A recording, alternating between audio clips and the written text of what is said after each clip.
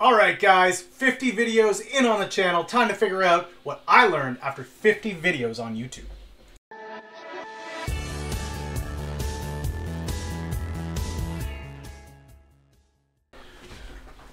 Welcome back guys, I'm Dan of MillennialMotivator.ca and I am here helping you grow your business, create, engage, and inspire your clients to find success. If you're new to the channel, go ahead and click that subscribe button down there, the little bell. You'll get notified. I put up videos Monday through Saturday, so every day you'll get a new video. Except for Sunday, because I take a rest with the family and do church and all that fun stuff.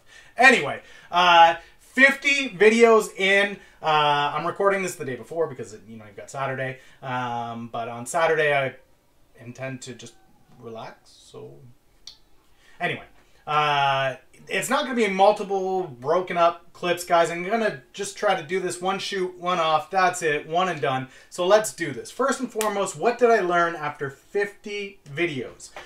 For those of you that don't know, like I said, I'm doing one video a day, Monday through Saturday for a year. I just want to see what the results are from it. I'm not looking to grow a super mega channel. If it happens, great. But the concept is, most of the big YouTubers out there just tell people, do what you love, speak to what you love, create content regularly, and you'll see some form of success. So that's all I'm doing. I'm going to take them up on it, and I'm pumping it out.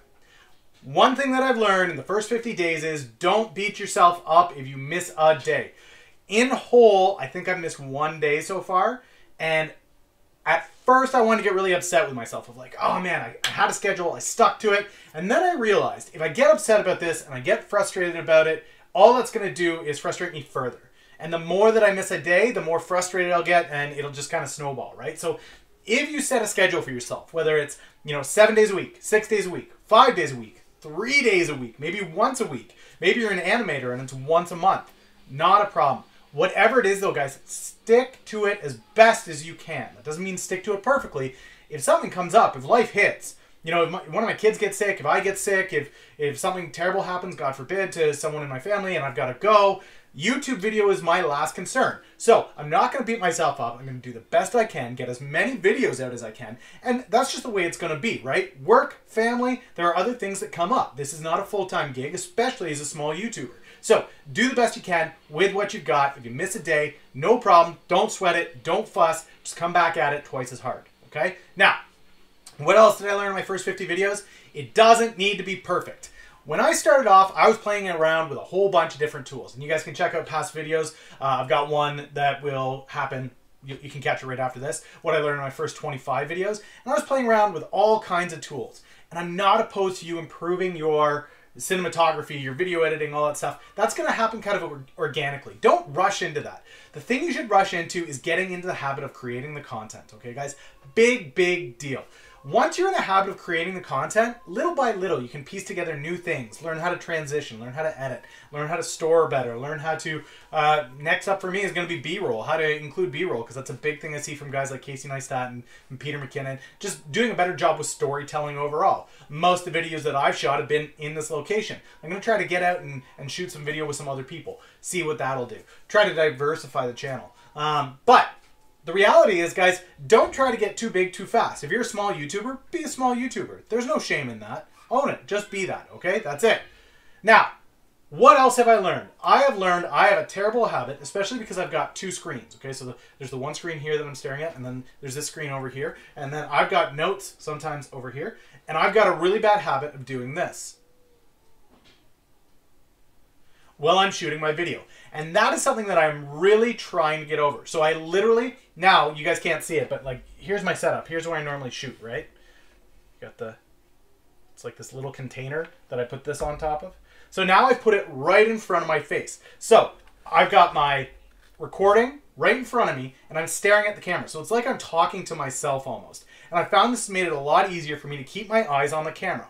Why is that important, you ask? Because when I make gestures, if my camera's over here or I'm looking over here, it's going to take away. You don't feel like I'm looking at you. So if I was talking over here for any reason, I'm looking at this screen and I'm talking over here, I'm not engaging the audience anymore. You can see right away when I'm talking like this, I don't have your attention, I don't have your focus. But as soon as I look at the camera, if I make hand gestures or I'm talking to you, I'm a big hand talker. So if I'm doing this and I'm pointing and I'm gesturing and I'm trying to get your attention, the more that that's right to the camera, the more critical that is. It's just so crucial. And it creates that level of engagement where you feel like I'm speaking to you instead of somewhere else. So whether that's you're shooting on your phone, make sure that you know where your camera is and that you are looking at that.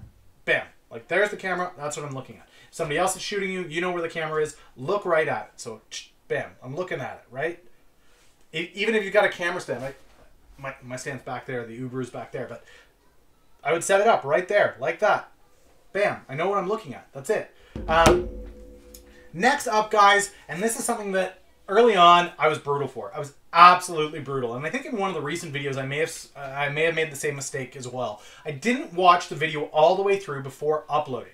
And somewhere in my newness with Premiere Pro, I either deleted audio or delayed audio somehow or spliced it. So it may seem common sense, but I didn't learn it in the first 25 videos because I clearly made the mistake again the other day. So always watch your content all the way through on Media Player or Premiere Pro, whatever you're using. Watch it on your device first before you upload it onto YouTube. You will find that 9 times out of 10, your content drops off suddenly when you're watching your videos. I know in my analytics I've seen it. Everybody's watching, retention's pretty good. It steadily goes down and then all of a sudden, phew, I know right then something has happened. Either the audio's cut out or the video's not working properly or I've spliced in the wrong video content altogether. It's from another video. So whatever it may be, guys, make sure that you watch the video all the way through before you upload it, okay?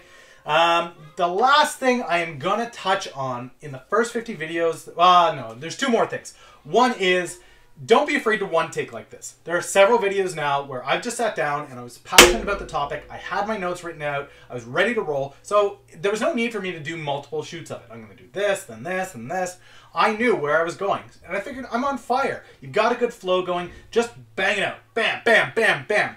To talk for 10 minutes is not super difficult if you lay out 3, 4, or 5 points. If you're passionate about what you're talking about, you're knowledgeable about what you're talking about, it should be relatively easy for you to get in there and make it happen, okay? So don't sweat it. You can do it in one take. There's lots of guys out there that do it in one take. It's not the Casey Neistats and Peter McKinnon's. Theirs is more edited content with B-roll, so they get multiple shots from multiple angles. They're shooting a larger amount of footage, and it reflects. The quality, by far, hands down, is better on a highly edited video like that.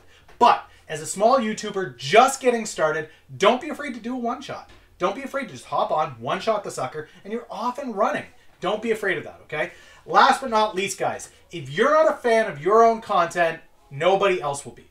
This is the biggest one that I can give you. Honestly, in the first 50 videos, the number of times that I've seen some small success, and I'm super thankful to you guys for that. The people that have been watching, sharing out the content, subscribing, you guys are amazing. Thank you so much. But the reality is this, guys.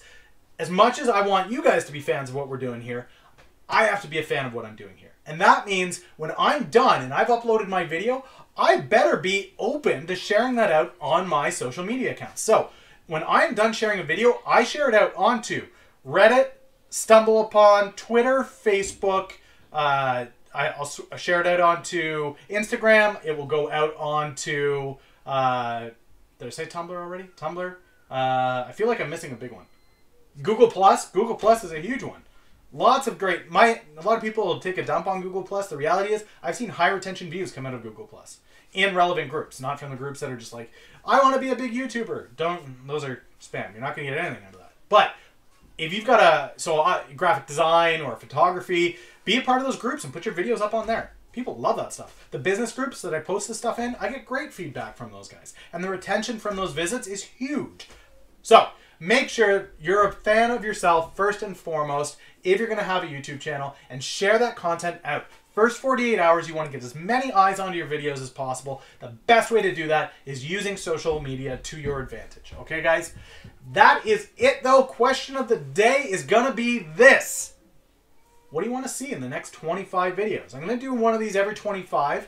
Let you know what I've learned in the first 75, 100, 125. So what do you want to see? What kind of content do you guys want to see? We put out some website reviews and social media reviews. We're going to keep doing that. We saw some success. We did some business book reviews. Happy to do that. I'm toying around with the idea of some interviews maybe down the road. I just want to know, what do you guys want to see? What are the things you're struggling with as an entrepreneur or as a small business that you want answers to, that you want to figure out, that you want to know what's going on? Let me know in the comments down below, and I will catch you guys next time. Later.